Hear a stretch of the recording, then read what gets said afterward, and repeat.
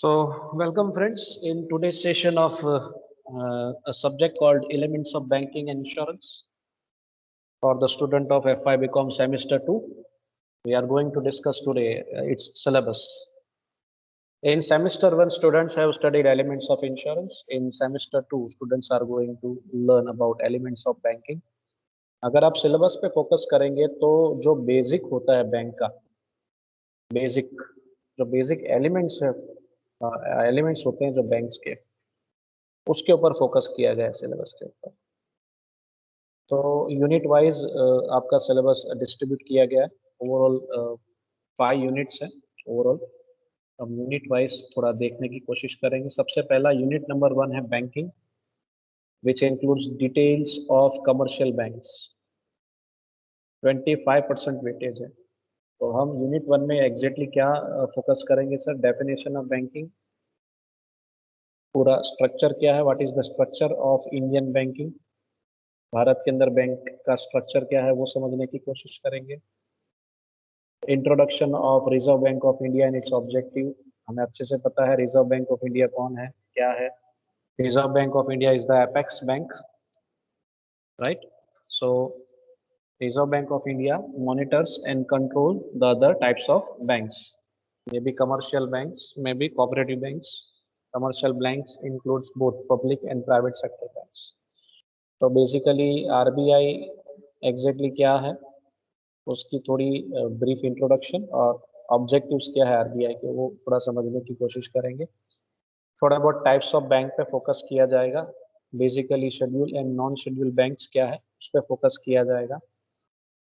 उसके बाद traditional and non traditional functions exactly modern commercial banks के कौन कौन से है, तो वो सबसे इम्पोर्टेंट टॉपिक रहेगा आपके सिलेबस के अंदर का। ट्रेडिशनल फंक्शंस क्या है बैंक्स के, कमर्शियल बैंक्स के, और नॉन ट्रेडिशनल फंक्शंस क्या है कमर्शियल बैंक्स के, ये भी एक चर्चा का विषय है। तो ये पहला यूनिट है आपका, 25% वेटेज है इसका। उसके बाद कमर्शियल बैंक्स को समझने के बाद, commercial banks includes both public and private sector banks, दोनों अंदर आ जाती है। वैसे ही अगला यूनिट है कोऑपरेटिव बैंक्स। कोऑपरेटिव बैंक का भी स्ट्रक्चर है, तो पहले तो स्ट्रक्चर ऑफ कोऑपरेटिव बैंक समझना जरूरी है। इसका 3 टायर स्ट्रक्चर होता है, तो ये 3 टायर स्ट्रक्चर समझेंगे। और इस स्ट्रक्चर के अंदर जो भी बैंक्स आ रही है, जैसे एपेक्स लेवल पे स्टेट कोऑपरेटिव बैंक आती है, मिडल या मीडियम लेवल पे आती है डिस्ट्रिक्ट या कह सकते हैं सेंट्रल कोऑपरेटिव बैंक, और लोअर यानी कि बेस लेवल पे आती है प्राइमरी कोऑपरेटिव क्रेडिट सोसाइटीज। तो इसका जो 3 टायर स्ट्रक्चर है ये समझेंगे, और इसके अंदर जितने भी बैंक्स है उनकी डिटेल में चर्चा होगी, इनके फंक्शंस क्या है एग्जैक्टली ये समझने की कोशिश करेंगे। एक बैंक दूसरी बैंक से कैसे लिंक्ड अप है, कैसे जुड़ा हुआ है, ये भी समझने की कोशिश करेंगे। यानी इन सब बैंक्स की फंक्शंस, वीकनेसेस यानी कि लिमिटेशंस समझने की कोशिश करेंगे। स्पेशली एक और बैंक है पीपल्स कोऑपरेटिव बैंक, तो उसका भी अलग से अभ्यास करेंगे, स्टडी करेंगे इसको भी, इसके भी फंक्शंस और वीकनेसेस समझने की कोशिश करेंगे। इस बैंक को क्यों लाया गया था ये भी जानना जरूरी है। What was the requirement of such bank to be open और इस्टेब्लिश्ड इन इंडिया, तो वो भी समझेंगे कि भाई कोऑपरेटिव मूवमेंट क्या था। Difference between commercial and cooperative bank, ये एक बहुत ही इंपॉर्टेंट टॉपिक है जो first unit will be compared with second unit. You समझ लीजिए कमर्शियल बैंक और कोऑपरेटिव बैंक में क्या फर्क है, ये बहुत ही इंपॉर्टेंट टॉपिक है। इस पर्टिकुलर 2 यूनिट में से अगर मैं कहूँ तो ये बहुत ही इंटरेस्टिंग और इम्पोर्टेंट टॉपिक है। चलिए, तो ये 2 यूनिट हो गए। उसके बाद आता है चेक।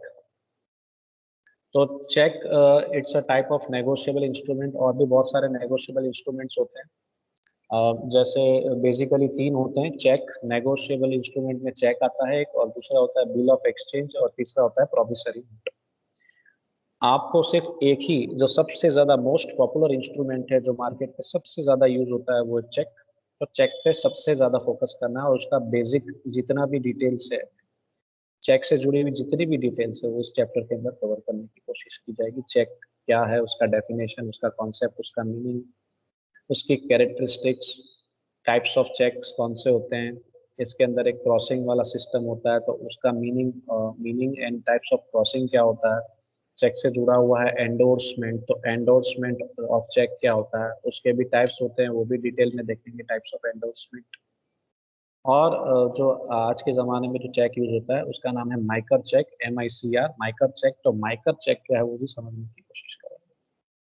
तो इसका वेटेज, चेक का वेटेज हो गया 15%, चेक और एंडोर्समेंट ये दो कवर हो जाएंगे इसके अंदर। उसके बाद यूनिट 4 में आता है रेमिटेंस। रेमिटेंस का एग्जैक्ट मीनिंग, जो भी पेमेंट आप करते हैं तो पेमेंट करने के डिफरेंट मीन्स क्या है। इंटरनल रेमिटेंस यानी कि इंटरनल ट्रांसफर देना है, या इंटरनेशनल लेवल पे आपने अमाउंट का ट्रांसफर देना है, तो उसके डिफरेंट मीन्स क्या है, कौन कौन से तरीके से आप पेमेंट कर सकते हैं। अगर भारत के अंदर पेमेंट करना है तो कैसे कर सकते हैं, भारत के बाहर अगर पेमेंट करना है तो कैसे कर सकते हैं। सो नेशनल एंड इंटरनेशनल जो मीन्स ऑफ रेमिटेंस है वो हम समझने की कोशिश करेंगे।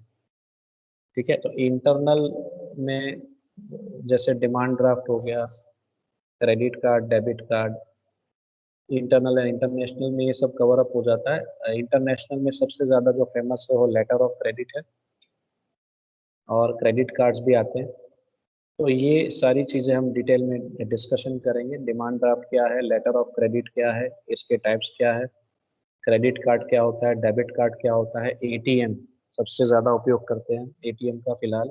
और ये जो कार्ड्स है, डेबिट कार्ड, क्रेडिट कार्ड, इसका भी काफ़ी इस्तेमाल होता है, ज़्यादातर डेबिट कार्ड का इस्तेमाल होता है। तो एटीएम, ऑटोमेटेड टेलर मशीन, इसकी हम डिटेल में चर्चा करेंगे। कैश डिपॉजिट मशीन भी होती है, चेक डिपॉजिट मशीन भी होती है। ऑनलाइन बैंकिंग, आजकल तो ये छाया हुआ है, डिजिटल बैंकिंग भी कह सकते हैं एक तरीके से। तो ये सारी चीज़ें हैं।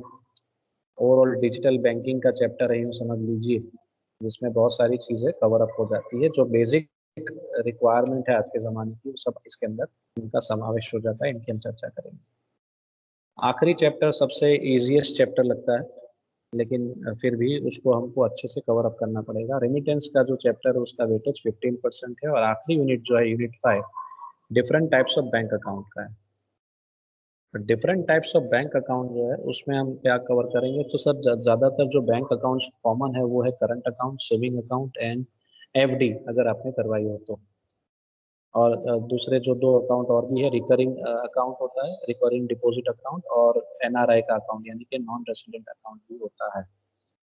सो ये इतने अकाउंट्स को हम समझने की कोशिश करेंगे, इनकी कैरेक्टरिस्टिक्स क्या है, इनको अगर ओपन करना है तो इनकी प्रोसेस क्या है, what is the procedure to open account in the bank, और जितने भी अकाउंट्स हैं उनकी फीचर्स क्या है, फायदा क्या है, करंट अकाउंट क्यों खोलना चाहिए, सेविंग अकाउंट क्यों खोलना चाहिए, फिक्स डिपॉजिट क्यों करवानी चाहिए बैंक में, ये सारी चीज़ें समझने की कोशिश करेंगे। सो ये है आपके सिलेबस का ओवरव्यू। और कुछ प्रैक्टिकल असाइनमेंट अगर बच्चों को देना है तो वो है कोई भी एक लोकल बैंक की विजिट अगर बच्चों को करवा सकते हो तो करवानी चाहिए, लेकिन फिलहाल की सिचुएशन देखते हुए it's very very difficult. Corona वाली सिचुएशन में ये कार्य करना सर बहुत ही मुश्किल।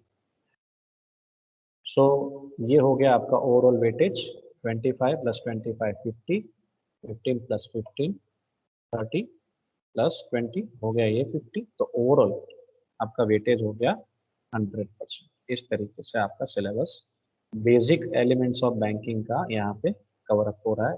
बेसिक चीज़ें हम पढ़ने वाले हैं बैंक से जुड़ी हुई।